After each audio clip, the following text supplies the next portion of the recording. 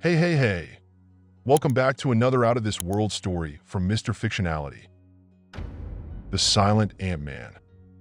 After the fall of humanity, due to alien predators that prey on humans, the world becomes a place where every sound could be the last. In this dystopian place, Scott Lang, using the Ant-Man suit, faces new threats. Chapter 1: Whispers in the Ruins. The world was a tomb of silence. A chilling silence punctuated only by the occasional rustle of leaves or the creak of decaying structures. The once vibrant tapestry of human life had been brutally silenced by the arrival of the Xylo, alien predators whose hunting grounds were defined by sound. A single cry, a misplaced footstep, a careless cough. It was all it took to become prey. Scott Lang, once a petty thief turned unlikely hero, now found himself in this desolate landscape, a relic of humanity's past. The Ant-Man suit, once a tool for quirky capers, was his lifeline, his shield against the Xylo's relentless hunt. The world was a symphony of danger, and he, the only conductor, playing a silent score. He perched precariously on a rusted fire escape, the concrete crumbling beneath his feet. The remnants of New York City, once a symbol of human ambition, were now a labyrinth of decay and despair. The once iconic skyline was a graveyard of shattered glass and twisted steel. It was a stark reminder of the fallen world. Dr. Hank Pym, his mentor, had equipped him with some rudimentary understanding of the Xylo's weaknesses and the technology that could potentially help fight them. But the information was sparse, the path forward shrouded in uncertainty. "We need more data, Scott." Pym's voice crackled through the suit's comm system, filled with the weight of a long-lost hope. "We need to understand how they perceive the world, how they hunt. The remnants of our advanced technology might hold the key." Scott sighed, the chill of the desolate cityscape seeping through the suit. The Xylo's technology was remarkably sophisticated, seemingly capable of detecting even the faintest vibrations. Their sophisticated sensory abilities made survival a brutal, silent ballet. His eyes caught a flicker of movement in the distance. A family, moving with a cautious, silent grace. The Abbotts. They were a testament to humanity's resilience. A family who had adapted to the new world, learning to live without sound, their existence a fragile dance between silence and survival. He watched them for a while, intrigued by their ability to navigate the silent world with such mastery. They were a beacon of hope in the ruins, a stark contrast to his solitary existence. "Hank," he whispered into his comm, "I might have found a way to improve our chances. There's a family out there, the Abbotts. They seem to have adapted to the silence. Perhaps they can help." Chapter 2: A Silent Symphony of Survival. The Abbotts lived in a dilapidated building, its broken windows patched with scavenged materials. Their existence was a delicate ecosystem of unspoken communication, their interactions a silent language of gestures and glances. Evelyn, the mother, greeted Scott with a wary expression, her eyes flickering over the intricate details of his suit. Her children, Reagan and Marcus, were noticeably more hesitant, their gazes darting around, their young bodies tense with a primal fear. Scott, understanding their apprehension, made a conscious effort to avoid any sudden movements or sounds. He gestured to his suit, pantomiming its ability to shrink. Evelyn's eyes widened in comprehension. A silent understanding passed between them. "We need your help," Scott conveyed through a series of gestures, his words replaced by the universal language of survival. "The Xylo, they are dangerous. We need to learn more about them, how to protect ourselves." The Abbotts, though accustomed to the silent world, had never encountered anyone who could truly understand their plight, let alone offer potential solutions. They were astounded by Scott's ability to shrink, recognizing the potential for it to provide them with a silent way to find resources in the ruins. "Food, materials," Evelyn communicated, her gestures fluent in a language born from necessity. Scott understood. They needed a way to acquire necessities without attracting the predators. His shrinking ability, could be a key. He could scout the city, navigate dangerous areas unseen and unheard, find supplies without creating the tremor of a footstep. The next few days were a testament to their newfound partnership. Scott, using his suit to shrink to insect size, scouted the city, sending back observations to the Abbotts using a series of coded flashes from his helmet's light. They unearthed vital resources, foraged for food in previously inaccessible locations, all under the cloak of silence. Chapter 3: The Hunt for Light. But their newfound success was a fragile victory. They lacked a crucial piece of the puzzle, a way to detect the Xylo. They needed to anticipate their movements, to escape their deadly sonic traps. "Hank, we need a way to see them coming," Scott relayed, his voice tinged with a mix of urgency and frustration. "Their technology is far beyond our current grasp, but I believe we can leverage the suit in a new way." Hank was enthralled with the idea. The Xylo, like all living beings, emit electromagnetic radiation. We need to find a way to detect these frequencies, filter them from other ambient radiation. Scott spent the next few days scouring the remnants of outdated tech, researching remnants of quantum physics and forgotten engineering principles that could help him adapt his suit. He needed to understand light, its different frequencies, and how it could be used to see the Xylo before they heard them. He spent hours tinkering with the suit, replacing parts scavenged from old tech, modifying the visor to become a more advanced sensory tool. The Abbotts, meanwhile, worked diligently, preparing for the next foray, their silent world filled with a renewed sense of purpose. Chapter 4: The Hidden Lab. During one of their forays, the Abbotts stumbled upon something unexpected, a hidden laboratory, a relic of a time before the silence. It was an underground bunker, an old PIM Technologies facility. The sight of the lab, shrouded in darkness, filled them with a mix of apprehension and excitement. Evelyn, remembering Scott's gestures, knew this was connected to him and whoever he worked with. The facility was a testament to PIM's genius, filled with complex machinery and holographic displays, remnants of advanced technology that seemed almost alien in the current desolate environment. Within the lab, they discovered a series of blueprints, sketches of advanced versions of the Ant-Man suit, technology that could potentially revolutionize their fight against the Xylo. It was a testament to the sacrifices made by the past and a potential gateway to survival. They found a secure way to contact Scott, sending a flashing series of lights that he understood to be the location of the lab. The team, now an unlikely alliance of survivor and scientist, realized that the old lab held the key to their future. Together, they embarked on a perilous journey, a silent dance through the forgotten labyrinth of PIM's hidden laboratory. Chapter 5: Forging a Plan. The lab became a hotbed of renewed activity. Scott, with the Abbotts working alongside him, adapted the facility's resources to modify his suit, enhancing its sensory capabilities. The Abbotts, masters of their silent world, quickly grasped the basics of the lab's equipment, their agility and quietness invaluable for navigating the complex network of tunnels and rooms. Evelyn, with her keen understanding of survival, helped with resource management and the identification of necessary materials for the suit alterations.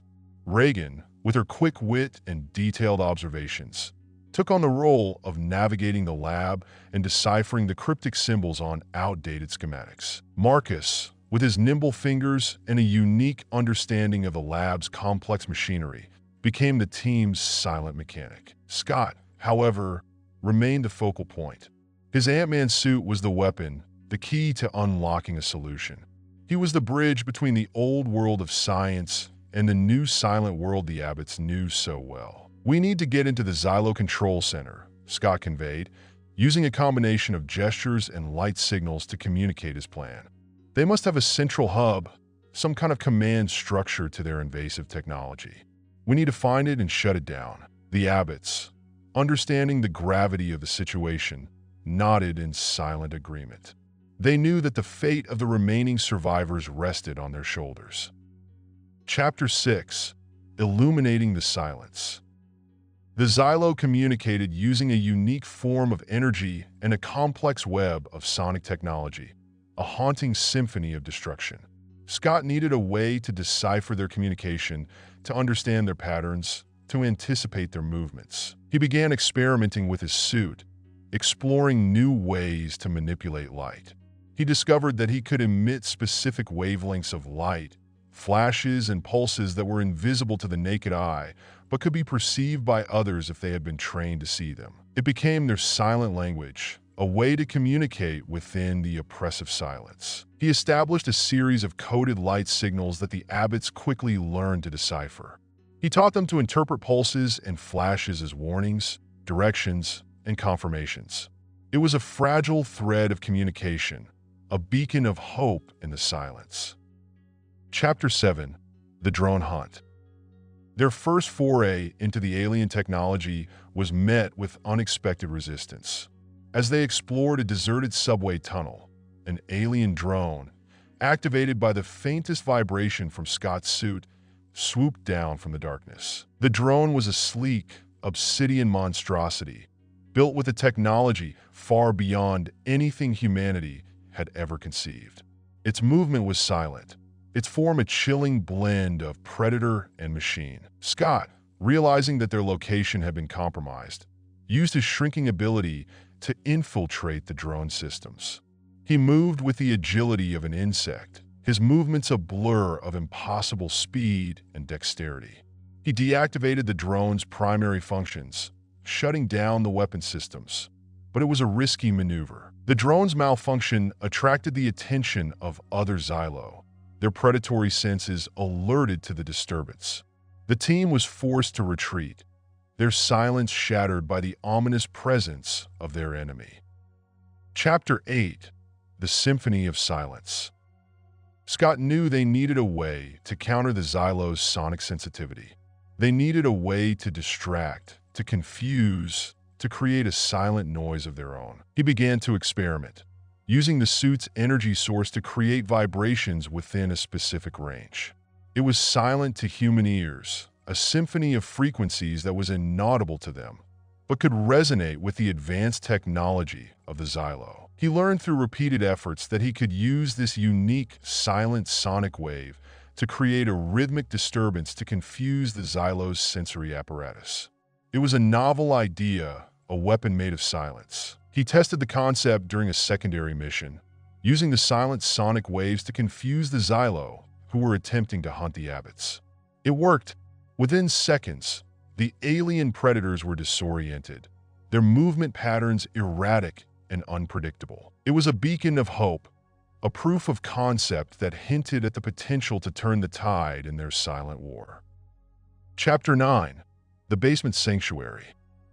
During one of their missions, while exploring a devastated area of the city, they stumbled upon a basement filled with a small group of survivors, their faces gaunt and filled with fear. The survivors, a testament to the brutal reality of their world, had survived by hiding, their lives a testament to the horrors of the silent predator. Scott and the abbots knew they had to act. They couldn't abandon these souls to the relentless hunt of the Xylo. They spent days planning a rescue operation, devising a silent strategy that would allow them to extract the survivors without raising any suspicion. They used the suit's shrinking ability to tunnel into the basement without creating any noticeable disturbance.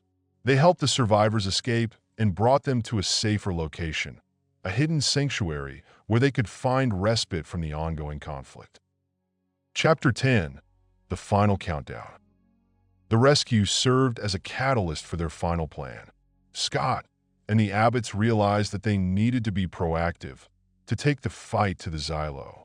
They needed to strike at the heart of their operations, to dismantle their control center. They had identified a hidden facility, a sprawling, obsidian structure that pulsed with alien energy. It was a silent testament to the Xylo's dominance, a place where technology and terror intertwined. They mapped out the facility's internal systems and devised a plan. Scott, with his shrinking ability, would infiltrate the mainframe and attempt to shut down the alien technology that controlled the Xylo.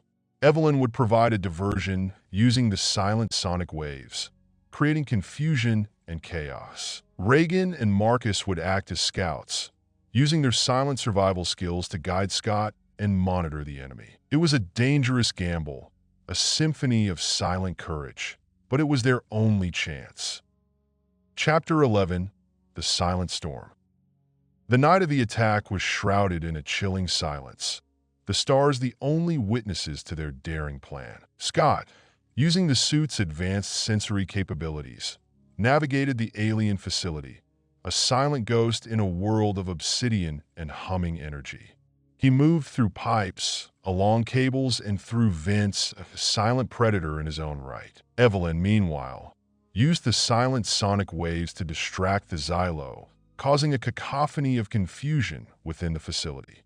The aliens, disoriented and bewildered, stumbled around, their sensory abilities overwhelmed by the silent waves that resonated with their complex machinery. Reagan and Marcus kept a watchful eye on the surrounding areas, their silent movements a ballet of survival.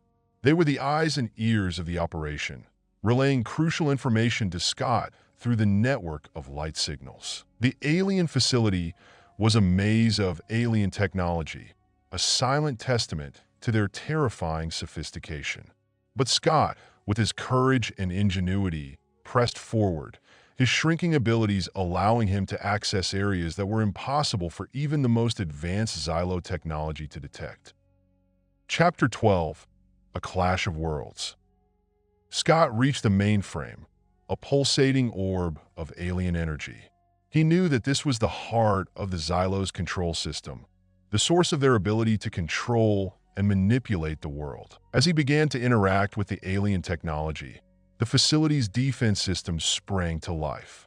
Dozens of alien drones, activated by his presence, swooped down from the darkness, their silent movements punctuated only by the hum of their energy fields. Scott, outnumbered and outgunned, fell back, relying on his quick thinking and shrinking ability to outmaneuver the drones. He used the building's infrastructure as a shield, shrinking to evade attacks and then growing back to his normal size, surprising his enemies and gaining a fighting chance during the chaos. The drones, confused by his unpredictable size shifts, began to collide with each other, their movements becoming erratic and chaotic. Scott, realizing the opportunity, used the silent sonic waves to amplify the confusion, driving them into a frenzy. One by one, the drones malfunctioned, their energy fields failing, their bodies collapsing into useless heaps of obsidian and technology. The Xylo, realizing that their control was slipping, sent their most formidable weapon, a large bioengineered sentinel, a chilling fusion of alien technology and predator. Chapter 13: A Silent Requiem. The sentinel was a terrifying sight, a colossal creature whose movements were both graceful and deadly. It moved with an unnerving silence, its body a sleek combination of chitinous armor and pulsating energy fields. Scott knew that this was their final battle. He had to defeat the sentinel before it could overwhelm them.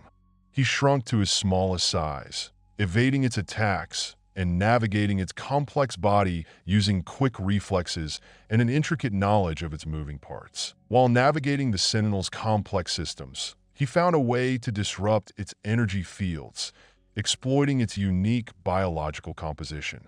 He used the silent sonic waves to create a symphony of chaos, overloading its internal network and causing a short circuit that brought the sentinel to a sudden halt. The large creature, once the apex of the Xylo's technology, collapsed with a deafening crash, its intricate systems failing. Its fall shook the entire building, a final, silent requiem for a fallen enemy. With the sentinel's destruction, the Xylo's control over the facility faltered.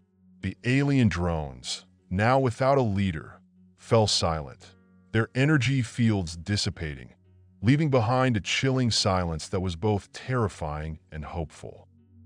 Chapter 14: A New Dawn. The Xylo were gone. Their reign of terror, their symphony of destruction, was over. Scott, the abbots, and the remaining survivors emerged from the ruins, scarred but unbroken. The world was still silent, But a new hope had bloomed amidst the ruins. They decided to use their combined skills and resources to establish a new sanctuary, a place where the remaining survivors could find peace and rebuild. They used the recovered technology from the Xylo facility to create a silent communication network, a vast web of light signals that could span across the city, connecting scattered groups of survivors. Scott, having witnessed the destructive power of technology, proposed a set of ethical guidelines for managing any future interaction with the Xylo or any remaining technology they left behind. It was a framework built on a delicate balance of caution and hope, a promise to protect those who had survived and to prevent a similar fate from occurring again. The silence of the world was no longer a threat, but a reminder of their resilience, a canvas upon which they would paint a new future. It was a future built on the foundations of friendship, forged in the crucible of silence, a future where the harmony of humanity would once again find a voice, albeit a quieter one. The Abbott family became an integral part of this new society, their skills and experience vital to shaping the community. They learned new ways of communication, using their silent language to blend with Scott's technology. Scott, inspired by his partnership with the Abbotts, realized that true heroism wasn't just about incredible tech or amazing skills, but also a commitment to protect the innocent and uphold a moral compass. The world may have been forever changed, scarred by the silence of the Xylo invasion, but it was also a new opportunity for humanity to redefine itself, to build a world that cherished the fragile gift of life and the power of whispered hope. Join us today on Mr. Fictionality. Don't forget to like, subscribe, and hit the notification button so you don't miss our next video. See you soon.